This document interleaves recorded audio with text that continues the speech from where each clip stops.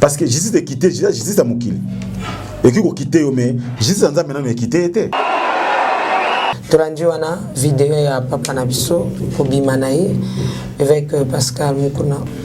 Pasteur Abimi, gloire à Dieu. Biso pito baita ko kufa na prison. Ti ba ko kanga ya koti prison. Azote aka po asali lo kwa mutu, ayibi lo kwa mutu te, a toucher moi na mutu te, a escroquer mutu te, a toucher moi sa mutu te, ça et sauf à koti prison. Et ça qui na servante moko bo faux servante toujours dénoncer les lois bandakala.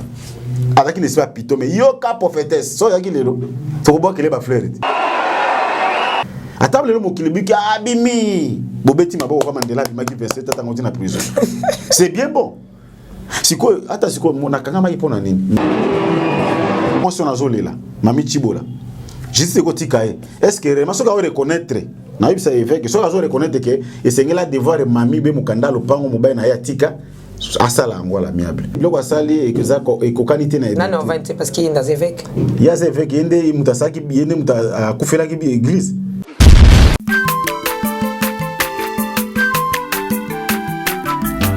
azamwana motote po akosangai abongwani pete po awangana nzambe ya le nazarien le nazarien le nazarien le nazarien bana kitoko koma mokondima atako bapakola ki mafuta na musakolima lelo ya yobolingo bateli le nazarien lipamboli oyo mona na katembeni mama kandelobi kolapie mapapu masope mafuta tokokesikana longo na nzambe oyo mabenga na makomi Jésus. Nous disons bonjour, shalom chez vous, peuple de Dieu, amoureux et amoureuses de Jésus-Christ de Nazareth. J'aimerais vous dire qu'on est ensemble, il n'y a pas de souci. Encore une fois de plus, c'est shalom. C'est la vôtre, l'humble servante de Dieu, la princesse de l'Éternel, la présidente du Parlement céleste d'Épitique. Dans cette émission Table Sainte, une émission qui bénit les âmes, qui nous édifie, qui nous fortifie à travers le sujet pertinent. Mais aujourd'hui, je vous signale déjà dorénavant que je reçois pour vous le pasteur Richard Niakese Mangano, c'est son nom. Mais avant de lui dire un bonjour, je me retourner à la régie avec Yves Bolofa qui est derrière la caméra et Alain Kiakala. Donnez-nous un élément pour la gloire de notre Seigneur Jésus-Christ et réjouissons-nous dans le Seigneur à travers ces cantiques et on se retrouve tout juste après. Régie à vous. Alléluia. Merci le roi de rois.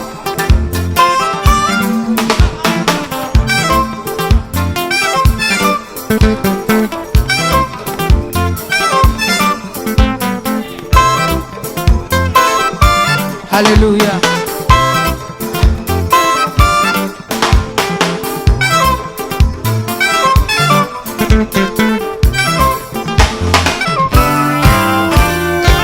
Tombola maboko na yo likolo. Lakisa maboko na yo.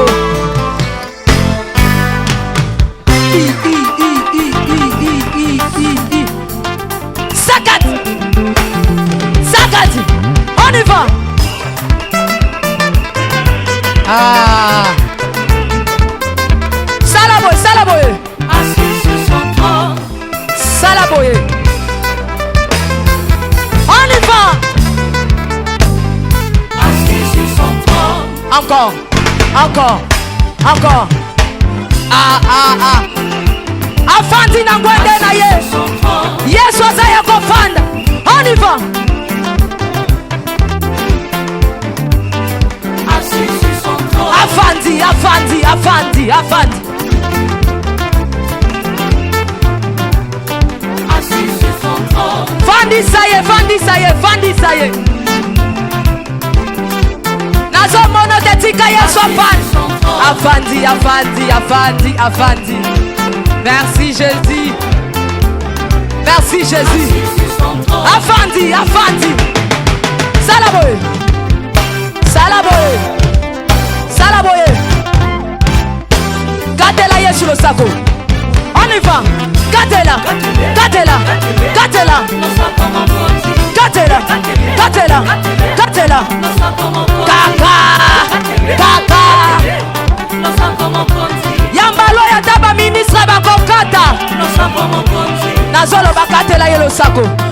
katela ye losako katela katela katela nazomono te nazomono te nazomono te nazomono te sala ngobo dose tolobi ya tour yoka merci tolobi boye yambaloyo ata ba ministre bakokata ata ba généraux bakosala nini nalobi ata ba ministre bakosala nini ata ba président on y va katela ye toke on y va akamanza ba réparer kata okwe 1000 fois tant que nano intercession na biso azana na droit ya père aza ko intercéder par deux ans parce que doit non attendre grâce nzamba za tukoya ko mata toujours nzamba yoka ya ko limbisa ye biloko musuzu ezo pesa soni mingi bato beli bazongi si makoza makambo eza pena malamu te. Merci Pasteur Richard tolanda vidéo oyoyo bongo tozonga au commenter yango régie avant.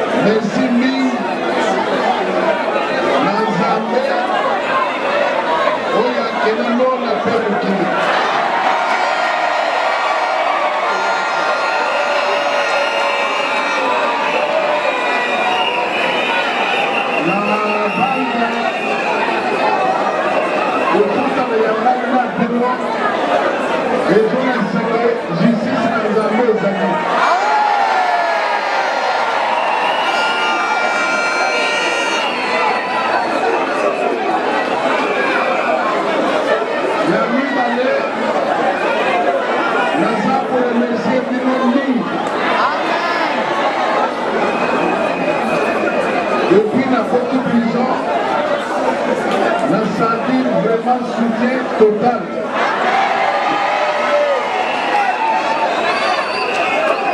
La peuple congolais d'abord,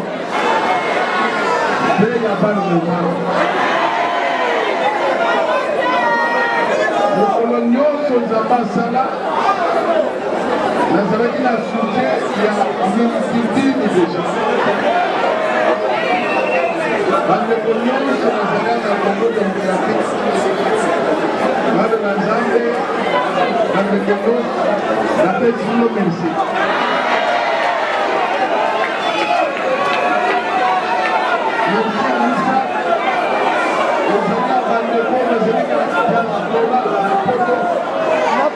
A soutenir l'AI à 100%.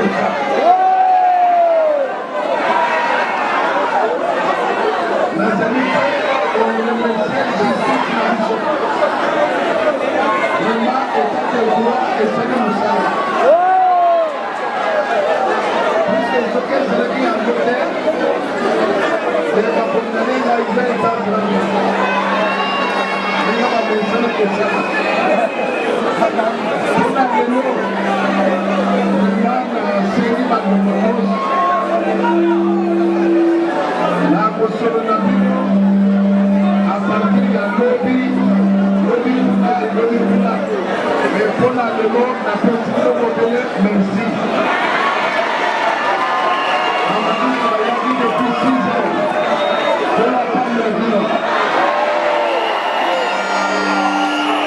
Naolia bakiti na ba mesa.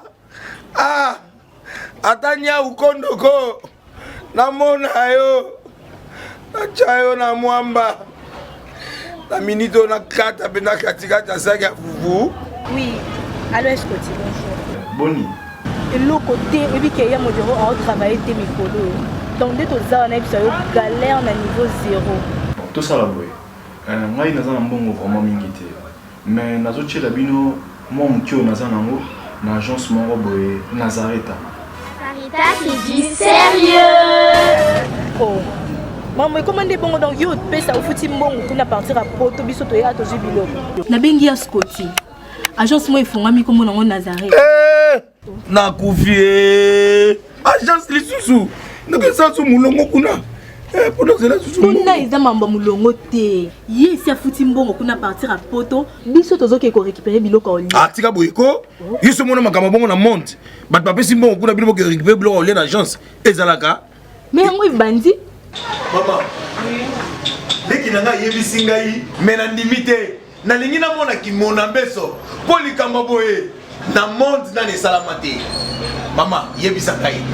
Ba pesi mbongo kuna biso to récupérer biloko oli awa. Ya solo boutique Nazareta, ezali boutique où ezali à distribution de produits alimentaires. Ah!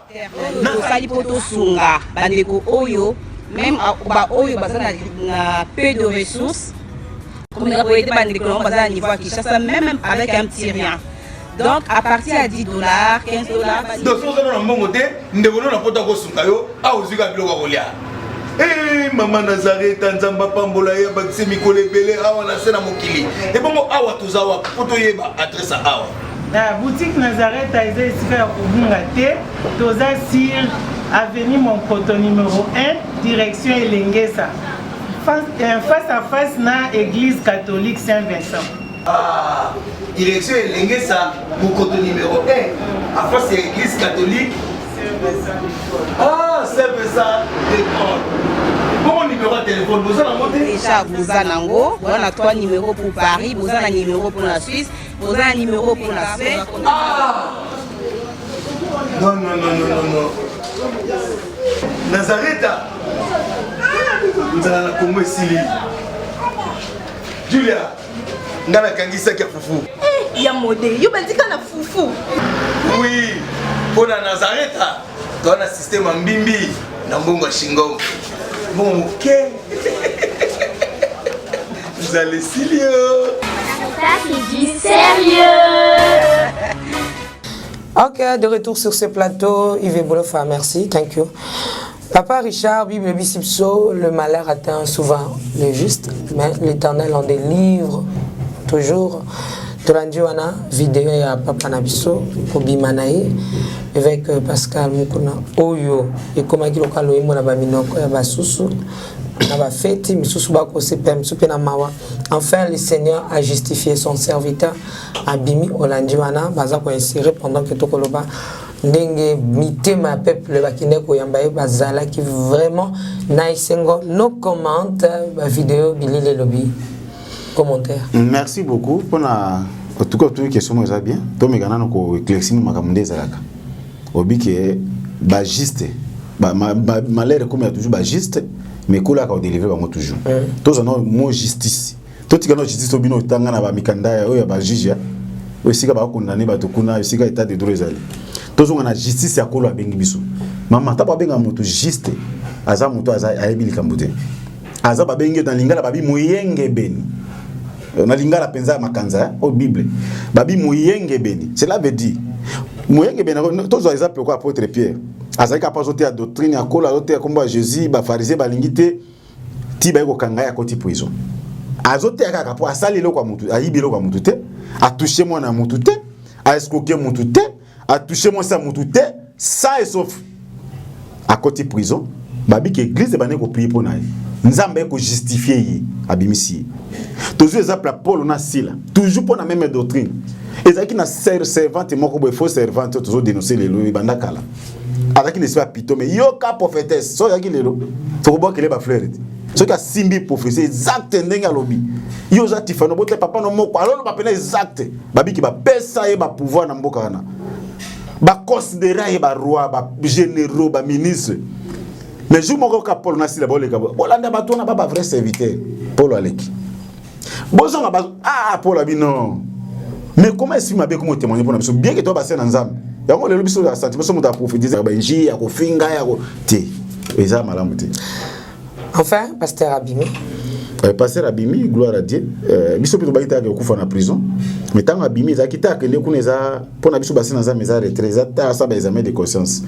À table le mot qui le dit Abimi. Bobeti mabo kwa Mandela Abimi qui versait tata ngoti na prison. C'est bien bon. Siko ata siko mona kangama ipona nini ngai take évêque réputation nanga nalikamunga na kangama ki ezali kamwa solo soka kangama ki pazo te évangile wala to comprendre mais il ba vidéo tamboli ya mutakala na ye ezata fanda a réfléchir mingi pe atubela azwa marche sika na pon évangile ponga na ibi ezaki évangile Moussa Nzambe peut-être na ba qualité imana soka okumisa ba renaissance wana ezama kamususu mais na kadine na ata Moussa na Moussa Nzambe apesi Nzambe ozela ba ame parce que na makamune yo ezana ba ame ezonga ki pesima alors soki na oki gazolo ba dimanche soki akoloba aloba ko Moussa Nzambe so zela netsa loba nini na ibi makamo loba te mpona ngali ngaloba ke non ba ndona ba na Nzambe aloba on pena parce que na ibi ba caméra bozala wana Nazareth no senga bazala bazula biso ba Yves Bolofa Rosala Yves Mozala aloba mabe ya salaki de baba Nzambe asenga bango pardon asenga Nzambe pardon asenga pe ba Nzambe pardon Bible biko penser sur un événement wana peut-être interpréter mabe tanga na yibi il faut na asenga Nzambe na moyibi na yibaki ba ba te événement passé pour na yibaka na ata jango tanga yibaka déjà tanga abongola motema témoigner makambo sala même ata Fachi Beton notre président Lobi a offert dans le passé té le passé tout le bas mais le passé biso ba Nzambe le passé parce que tous autres pardon parce que tant mutandimé l'évangile parce que tous qui déjà perdu en Adam les sous da salaki mais tant que Jésus a racheté biso to ko passer sur makambo de to bi otamakite na bakuti pas tondimé l'évangile wana ba événement passé mais on sali les lots tout ça na marche vers l'enlèvement tant que il faut que le na saki bona saki bo pour makambo les public le quoi pas homme public a ko lo ba publiquement na saki likambo yo ata na bimi mais bana za bolimi sana boyo ka kino bomona ki ba vidéo na kozongela on souté il a biso zela lo bangwana mais ce ka lo ba so ko kota makambo susu wana et tu sûr avec ko lo bango pesa peine étiqueté pastoral mais ça ata ça éthique likambo je suis comme éthique likambo c'est comme monde entier tambola ba vidéo sur comme éthique te okena il a comme humiliation pour na Moussa Nzambe na rana isa déjà humiliation bakangi pour na cause moko boy si réellement le motion azolela mami chibola justice ekotika ye est-ce que vraiment soki reconnaître na yebisa évêque soki reconnaître que esengela devoir mami be mokanda lopango mobali na ye atika asala yango ala amiable parce que justice de quitter justice ya mokili eki kokite yo mais justice ya nzambe nano ekite ete ozomona parce que nzambe aza juste soki mami chibola na droit que mwana na epe abote na pauvre kancha akoki kobénéficie ata lupango wana po sauver la vie ekoza bien mais soki ezaka ke po chibola kuna na makoki te nga na yebani na sali batiki nga yebaki nzambe pa ozela biso na justice na ye alors muta osamba na justice nzambe alonga zate oyo mokili basenga ba preuve nde bolobaka mais nzambe na ba preuve nde ko sala likambo ba ange bazana basi ba afirmaki likambo no nyonso bobimisa ngo mokolo selon doctrine oui tout le monde déjà justice est acquittée. C'est selon justice. Selon justice, nabisco selon doctrine, yom to mesana kufanya ça. Selon doctrine, est-ce que évêque a koki kozonga ni côté? Aki kozonga nano penza côté te fa vanda muke. Ponani. Ba si ba vanda parce que biloko asali e kokanité na. Nani on vanda parce qu'il y a des évêques. Il y a des évêques yende mutasaki yende muta kufela ki église. Église za yete za kolo. Yo kasi église ona batuna bazana batuna ya kufela bango. Batu wana kolo muta kufeli bango ba église to ba église mama to mona tant teka seka batu wana kolo muta kufela bango kolo akufela batu nyonso wana loko l'église za été ce qui a serema za musena nzamba solo salamu amwe kaza na aza musena nzamba yete musena nzamba ko leka jamais doctrine abisu fandi na fondement ba pote na ba prophète ya ko fandi ba ancien bazana basie bazana ba diake ba fandi sai nanu na ba mkambo leki mage justetiki est-ce que bandi penza ndenge papa uchi prison to moni ndeko wana wazoki mambanga kefuka manasa makolo na ye la moni papa na bango papa na bisope notre évêque c'est notre papa afuka mina sama koloni papa mbola ye directement soit déjà oya ye par est-ce que nguya nzambe longo raté pasteur Richard pardon c'est pardon bandi ko balimbisa pour ça osega makasi mena même se maîtriser tant obi gazo obi bien gazo ya obi tant o tchaba tu maboko bazo a des choses o donne ce qu'on a c'est-à-dire son azam muta ekobo na tchoka loboko na transmettre milima ekobo o banana o kime ekobo ko banana sango une fois na journée mais o comme sango deux fois trois fois olanda ezaka pona yete mais muta pesa kwa sana ngo soki bena muta azana connaissance à parole ngba ndimi fois ça la tout kombo bandimi certifié photo luka to longola ngo ya mama servante to longola kombo ya bandimi to benga bato ba disciple parce que bandimi bazande ni bandima nyos ba muto na mai bandimi oyena vente ya nini ba nini o mai fire bandimi oyena mafuta pakoli bandimi oyena obikoli bandimi oyibona ngula bilamba bandimi donc kombo na za ko ndima nyonso comme faut ko benga ko benga Jésus ba kito former ba disciple ba kito former ba ndimité même comme ba chrétien ils ont des ba païen mutu ba pesa mo ils appellent Jésus kombo na biso za ba disciple parce que disciple a landaka ba païen maître na biso za Jésus ozomona le so de bandika ba ndimi ba sali bandimi ala mo ba ignorant pour na sentiment aye ba lelo ba tutala o passe sur la Bible moi ba musulman ba passe sur la Bible chrétien mo te malo ba tata pasteur mais simba ka pasteur na bango o pasteur cha finga e mutu so telemi mutu kuta respecter passer koleka doctrine koleka ba apôtre koleka ba Paul koleka ba Jean ba sala ba poser fondement maloba ba apôtre ba saboter maloba ba Paul ya ba Pierre mais ba to respecter maloba bishop archibishop pasteur Kingandi évangéliste Kingandi apôtre Kingandi ndema watu. Merci tokomi na suka ya émission na biso na kutena mosena nzambe kabisinga mama Tiffany na c'était juste en passant na monier asawiye ba kina zawa na bi boisa mama Tiffany akindite vraiment na lukaka na za pour na monier enfin singi na kota na bureau na ye na koti parce que na kina ngaluka mtu msusu mais l'église na ye c'est vraiment un grand pasteur ya mboka na biso mais na kina luka ne mtu na église na ye alors lorsque ba annoncer que na ye wana na kitaki wana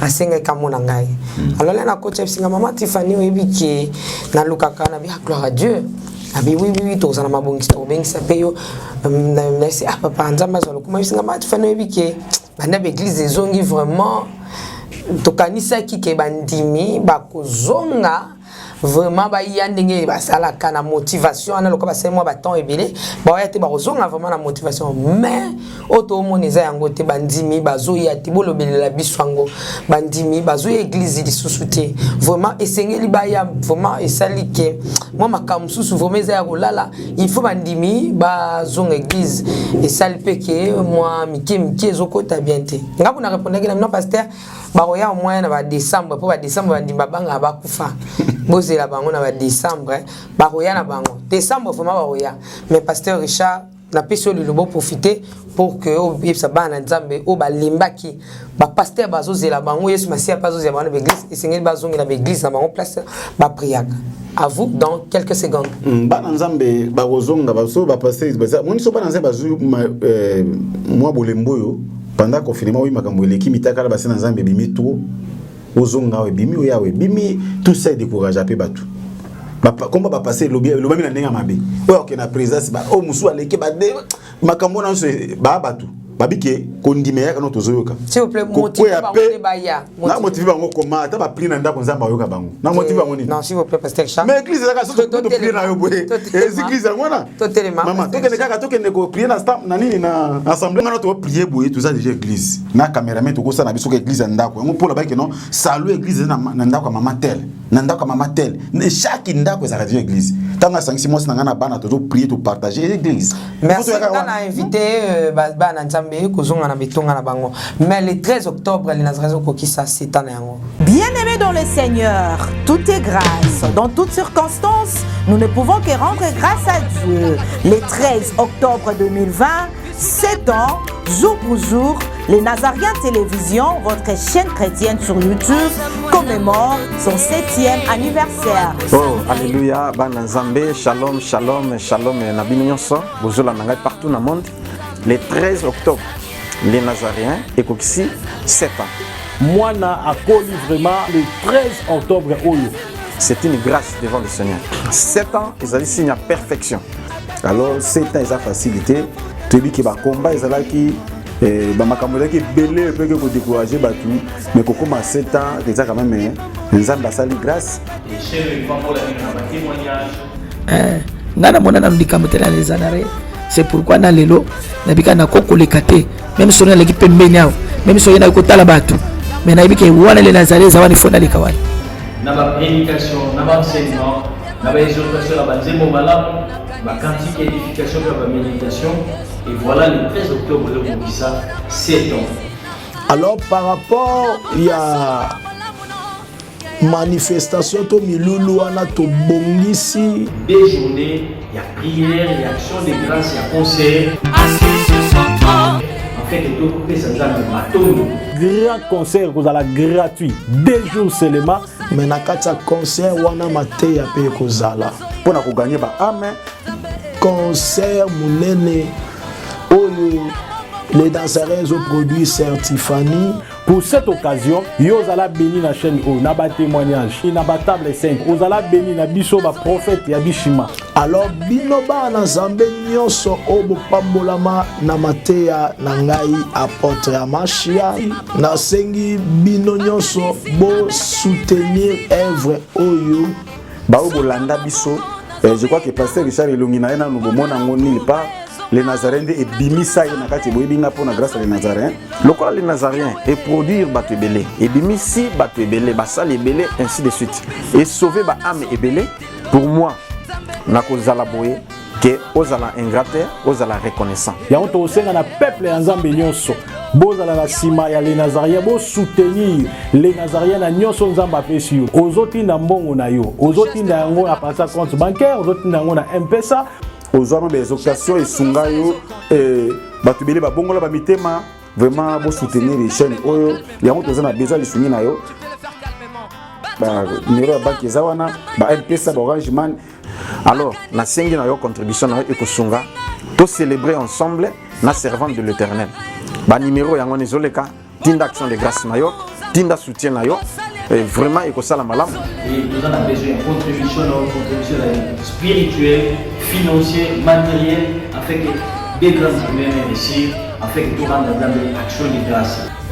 Na yo moto pesi mbongo na biso bato to côté atoza ka musala moko vraiment to sengi na ndeko sunga les Nazaréens livre souvenir comme et comme ma kozala mingi malamu tala canal ya bien ya ko soutenir afin que Nzambe afuta yo Nzambe a récompenser yo surtout Nzambe s'intéresse à mingi na bato ba contribuer ka pona sali ya ba âme comme chaîne ya munene oyo maison mère les Nazaréens. Soko za na besoin au participer na mbongo na yo okobenga na ba numéro oyo eza affiché wana et ozala malamu po ba recevoir mbongo na yo. Soki osali yango nzambe na lola akopambola yo pe akopambola na bana na yo na bakoko na yo. Numéro ya ngwana ya banque banda deja kotinda nde nazoloba botinda mpesa tinda nzambe ya bishima nzamba prophète Ezekiel apambola yo. Que Dieu vous bénisse abondamment. Merci.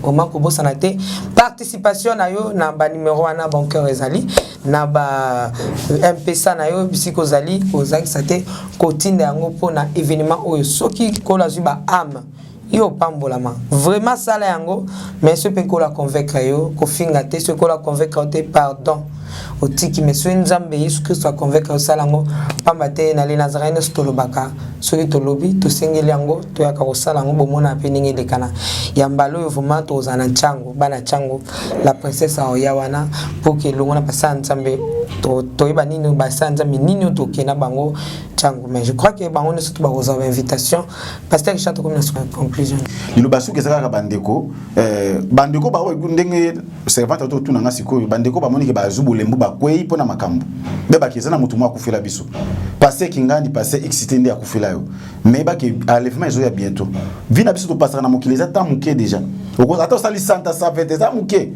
par rapport na vie terrain to kovanda kalimbela to zaka na denzela so kenda faire te ozana lola alors ko ça te ko za naître non alors bozongela nzambe ata ko ya monika assemblée na bino passer abebisaki boya ba assemblée zebele boza ba numéro benga tale Nazaré mama Tiffany mama servante Tiffany église za wapi akorienter je crois que kuna penga na zaki ta mususu na ndenge ba saki mail d'association ta ko reconnaître grâce na ina moni marque non église na bango bazo sambela kati na solo parce que biso kutu akaka bisika solo ezali bisika masonge ezali fausseté ezali to dénoncer quand même ba prier nzambe ba lembate parce que bible dit que oya ko persévérer qui non sukanda ko za sauver ce que za olembi no ka so changer assemblée na ko comprendre mais so olembi ka fo ina ndako bino pourquoi passer takane monani ngana zonga simeba ki passer a kufela uti merci vraiment ba nzambe bozongela nzambe to prier kati na solo mikolo komi ya kumuke to ebite Yesu ko na butu la lelo vraiment nzamba pambola bino ndeka kama servante alobi tukozala na changu pona ko évangéliser pour anniversaire les 13 mais événement ils ont les 17 le 18 événement ils ont les 17 le 18 mais les 13 est au coup na toujours ah peut-être na plateau ndenge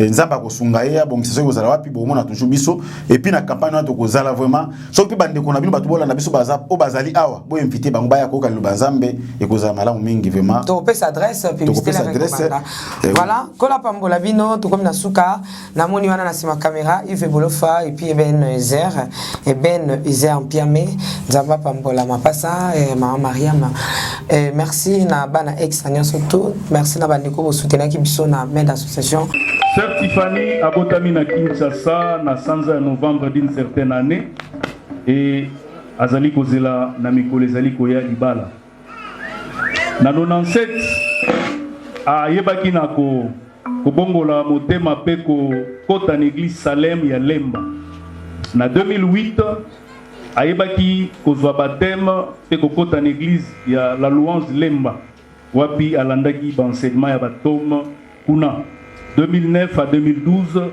ayekotaki pe azaki moyembi na église Christ roi ya Ngaba asalaki ba mission d'évangélisation pour notre côté ya Yesu Christ na Benin na Afrique du Sud na Kisangani na Beni pe na Bukavu lelo azali parmi ba musiciens chrétiens na RDC na 2 albums na marché de 0 à héros na 2013 Pétrone na 2019 dans quelques minutes a exécuté une partie de l'album nae liboso na biso pour la gloire de Dieu pour mettre la Yesu Christ na boko.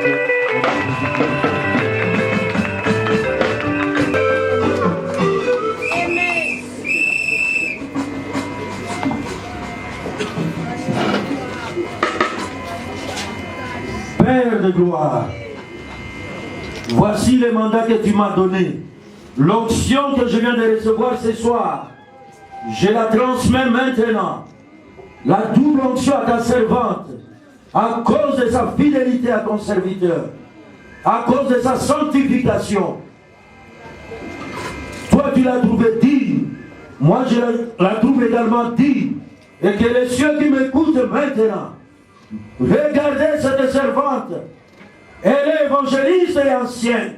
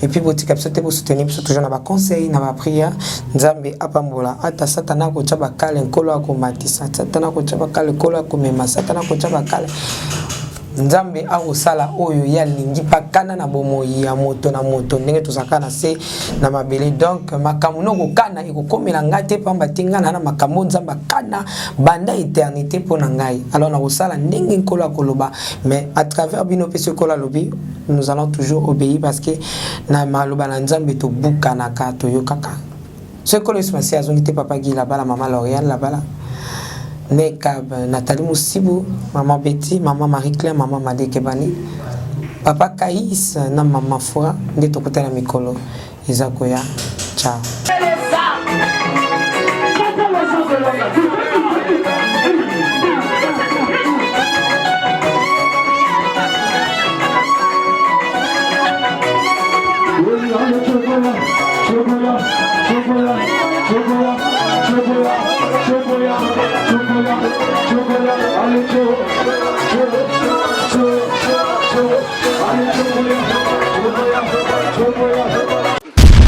Shalom peuple de Dieu, que la paix de notre Seigneur Jésus nous comble, parce que tous nous avons besoin de la bénédiction de l'Éternel. C'est la sœur Tiffany Mokoa, la princesse de l'Éternel, la présidente du Parlement céleste, députée Kwanabanda Kunabino. En tout cas, la Bible nous dit, vous connaîtrez la vérité et la vérité vous affranchira. Nouvelle Ezakaka, tu peux communiquer, information, c'est que les Nazaréens ont moins souci mouké, vraiment souci mon côté technique. Voilà pourquoi nous vous supplions, nous vous demandons, s'il vous plaît, d'ailleurs que vous accepterez Rabiso na banda kunabino ka lo lenge tozali. Vraiment to senga na bino na bolinga nkolo, bayo bolinga ka kolanda mingi les Nazaréens. Vraiment bosunga biso bo s'abonner na les Nazaréens News. Donc neka ke komami wana les Nazaréens News parce que les Nazaréens o ya Kinshasa nde oboye baki liboso ezu un petit problème technique. Donc moi et toko tsaba vidéo il y a milai eza vraiment pour l'instant. Donc voilà pourquoi na bolinga musalo tozala nango tosala libino les Nazaréens News. Dans les Nazaréens News nde ya bino les Nazaréens News les zaka les Nazaréens donc ndakwa les Nazaréens famille les Nazaréens toujours mais news au fait que les Nazaréens News ndenge ba komia wana au cliquer na place ba komi s'abonner au s'abonner massivement donc au s'abonner au epipe moninga s'abonner au epipe de quoi s'abonner donc vous s'abonner massivement s'il vous plaît bible ngakolo bible ngala sœur Tiffany bible ngala princesse de l'Éternel bo sala on pona bolinga nzambe. Je vous aime beaucoup de l'amour de Christ. Donc je disais tantôt que les Nazaréens ont un petit problème technique. Voilà pourquoi nous vous supplions de s'abonner sur les Nazaréens News. Ces derniers temps nous utilisons beaucoup plus les Nazaréens News parce que les Nazaréens Kinshasa a un petit souci, un petit problème technique. Que le Seigneur nous bénisse, que le Seigneur vous bénisse parce que tous nous avons besoin de la bénédiction de l'Éternel car la Bible nous dit c'est la bénédiction de l'Éternel qui enrichit ne fait suivre vivra d'aucun chagrin. Au moins, quand émission au Tali, attaque au Tali. Donc, tout ce qu'on a minute, 1 minute, 2 minutes, 3 minutes. Parce que moi, tout qui moulay zate donc témoignage au Landio, table sainte au Landio, mission quand au Landa oyo, attaque au Landio amuke oyo. Donc, cliquez le lien où ils en a sewana. Après titrage, kazo Landa rawana. Donc, sur le moni titrage, na sewana au mona lien. Alors cliquez le lien wana et vous mettez directement dans les Nazaréens News. Donc cliquez kaka donc au tali attaque au moment titrage des wana. Ce qu'on a c'est à titrage wana au moment lien. Final lien wana et vous mettez dans les Nazaréens News. Quant à moi, je suis rempli, je suis comblé de joie pour beaucoup s'abonner et belé. Ciao.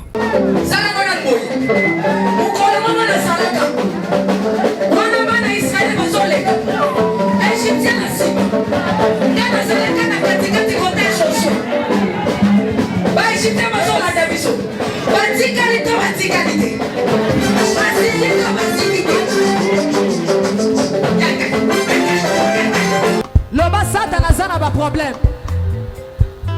Oh asimbi kisi. Asimbi kisi. Yali kambwa kisi te yobe ke no luka kisi na osala nini? O simba. Biso tozo yemba.